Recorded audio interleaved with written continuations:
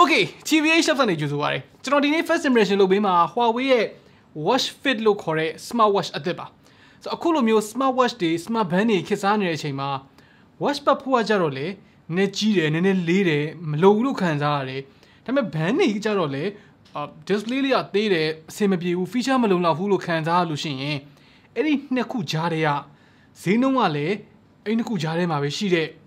Huawei Watch Fit ကိုတစ်ချက်လောက်ကြည့်ကြည့်တဲ့ね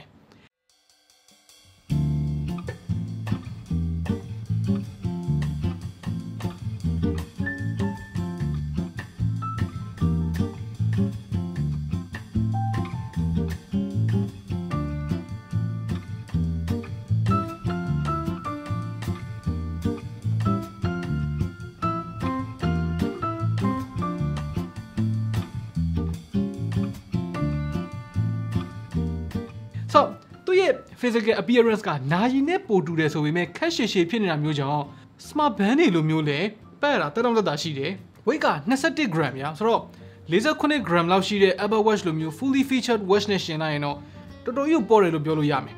ဆိုတော့ထပ်ပြီးတော့မြင်သာအောင်ရှင်ပြရရင် Mi Band 5 က 11.9 gram ရှိတယ်ဆိုတော့ဒီကောင်ရဲ့အထူက 10.7 mm ပဲရှိတဲ့အတွက်ပါတယ်ဆိုတဲ့အထဲမှာတော့ပါတယ်ဗျဆိုတော့သူက fully featured smartwatch နဲ့ band တွေနဲ့ဂျားရနေရာကို positioning ယူထားတာဆိုတော့သူရဲ့ဘေးပေါင်တွေက metal တွေဆိုတော့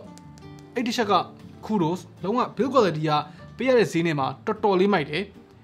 5 ATM water resistant လည်းပါတယ်ဆိုတော့50 မီတာလောက်အထိရည်စိမ်ခံတယ်ပေါ့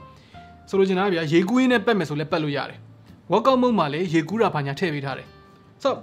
သူ့မှာ physical button အနေနဲ့ညာဘက်ချမ်းမှာ cloud တစ်ခုပဲပါတယ်အဲ့ဒီ cloud တစ်ခုနဲ့ home ကိုပြန်သွားတာပဲဖြစ်ဖြစ် home မှာတစ်ချက်နှိပ်လိုက်လို့ရှိရင် app drawer ကိုသွားတာပဲဖြစ်ဖြစ် cloud တစ်ခုတွေနဲ့လုပ်လို့ရတယ်ဆိုတော့တော်တော်လေး minimalist ဖြစ်တယ် smart band တွေနဲ့ရှင်လိုက်ရင်အဓိကအားသာချက်ကသူ့ရဲ့ 1.1 inch ရှိတဲ့ AMOLED display ကြီးပါ smart band တွေနဲ့ရှင်ရင်တော့လုံးဝ display ကြီးပေါ့နော်နောက်ထပ်တစ်ခု impressive ဖြစ်ဖို့ကောင်းတာ450 nits အထိ brightness ရှိတယ်ဆိုတော့နေရာအောက်မှာလည်းကောင်းကောင်းမြင်ရတယ်ဆိုတော့သူ့ရဲ့ resolution အတိအကျကိုပြောရမယ်ဆိုလို့ရှိရင်280 456ရှိတယ်ဆိုတော့ text တွေကတော့တော်တော်လေး crisp ဖြစ်တယ်ဒီ display ကြောင့် band တွေနဲ့ရှင်လိုက်ရင် notification တွေကိုကောင်းကောင်းဖတ်လို့ရတာ touch control တွေမှာပိုကောင်းကောင်းသုံးလို့ရတာ watch face ကိုအကြီးမြင်ရတာအဲ့ဒီအားသာချက်တွေရှိတယ်ဆိုတော့သူ့ရဲ့ touch response ပေါ့နော် navigation လုပ်ရတဲ့ touch response ကလည်းမဆိုးဘူးမိုက်တဲ့ထဲမှာပါတယ်ဆိုတော့ကျွန်တော်တို့ပါမယ်လို့မထင်ထားတဲ့ always on display ပေါ့နော်အဲ့ဒါတော့ပါတယ်ဆိုတော့ဒါပေမဲ့သူက always on display ဆိုပြီးတော့ဓာတ်ရိုက်ရေးပေးထားတာမဟုတ်ဘူးဗျာသူ setting တွေကိုဝင် watch face က standby watch face ဆိုတဲ့နေရာမှာ secondary always on watch face ကိုတွားရေးပေးရတယ်ဆိုတော့သူ့မှာပါတဲ့ watch face တွေကလည်းမဆိုးဘူးစုံစုံလင်လင်ပဲတခုတော့ရှိတယ်ကိုယ့်ရဲ့ primary watch face ပေါ့နော်ပုံမှန် screen ဖွင့်ထားလို့ရှိရင်မြင်ရတဲ့ watch face နဲ့ secondary watch face နဲ့ထပ်တူကြချင်မှကြာမယ်ပေါ့အဲ့ဒီဘောက်တော့ရှိတယ်ဒါပေမဲ့မပါတဲ့ဆိုင်တော့အစာပေါင်းများစွာတာတယ်ဗျာသူဖုန်းနဲ့ချိန်ပြီးတော့ watch face အသစ်တွေထည့်လို့ရတယ်တခုရှိတယ်မြန်မာဖုန်းတော့မရဘူး English နဲ့ message တွေဘာညာဝင်လာရင်ပြပေးနိုင်တယ်မြန်မာဘာသာနဲ့ဆိုလို့ရှိရင်တော့ blank message ကြီးအနေနဲ့ပဲမြင်ရမယ်အဲ့ဒီချက်ကတော့ဝမ်းနေစရာပါကျွန်တော်ဖုန်းနဲ့ချိန်မယ်ဆိုလို့ရှိရင် Huawei ရဲ့ health app ကိုသုံးရမယ်ထုံးစံတိုင်းပဲ heart rate တိုင်းတာတို့ stress level တိုင်းတာတို့ sleep tracking လုပ်တာတွေအပြင် SpO2 ပါတိုင်းလို့ရပါတယ်မြန်မာနိုင်ငံမှာတိုင်းလို့ရပါတယ်ဆိုတော့ weather info တွေကြည့်တာတို့ music control လုပ်တာတို့ပြီးတော့ breathing exercise တွေတို့အဲ့လိုမျိုး feature လေးတွေလည်းပါတယ်ပြီးတော့ကျွန်တော်တော်တော်လေးသဘောကျတာတစ်ချက်ရှိတယ် workout အတွက်ကဘယ်လိုလုပ်ရမလဲဆိုတာကိုပြပေးတဲ့ fitness course တွေ running course တွေပါတယ် subscription လုပ်စရာမလိုဘူးဗျာ free course တွေပြီးတော့တာမန်လူတွေကိုပဲရည်ရွယ်တာကြောင့်လေ့ကျင့်ခန်းတွေကတော်တော်လေးရိုးရှင်းတယ်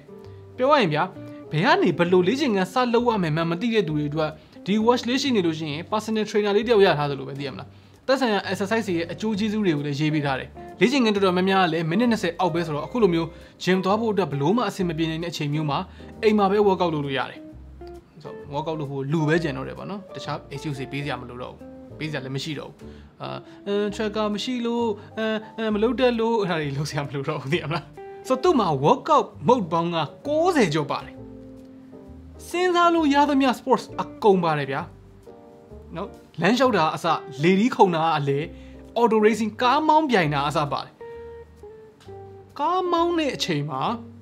तू ကအဲ့ဒါကို physical activity အနေနဲ့ယူဆရတယ်ဆိုတော့ကိုရီနဲ့အကိုက်ညီဆုံး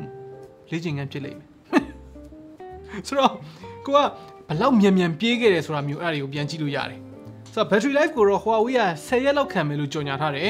always on display သုံးမယ်ဆိုရင် battery life ကတစ်ဝက်လောက်လျော့မယ်လို့ပြောတယ်ဆိုတော့9ရက်လောက်တော့ခံမယ်လို့ယူဆရတယ်ဆိုတော့ကျွန်တော်တို့သုံးနေတာ2ရက်လောက်ပဲရှိသေးတဲ့အတွက်အတိအကျတော့မစမ်းကြည့်ရသေးဘူး full review လို့ဖြစ်မယ်ဆိုလို့ရှိရင်တော့တခြားလေးပြန်စမ်းပေးမယ်တခြားတစ်ခုကတော့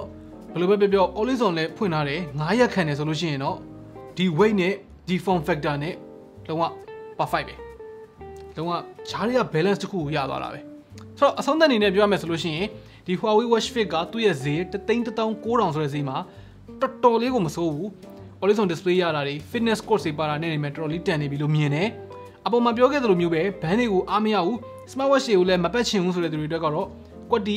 ဖြစ်နေပါလိမ့်မယ်တခုရှိတာကဒီ Huawei Health ကတော့သက်ဆိုင်ရာ App Store တိုင်းမှာရှိရဆိုပေမဲ့ iOS ပေါ်မှာတော့ Watch Fit ရဲ့ full potential ကိုရမှာမဟုတ်ဘူးတချို့ feature တွေက Android ပေါ်မှာပဲကောင်းကောင်းအလုပ်လုပ်တယ်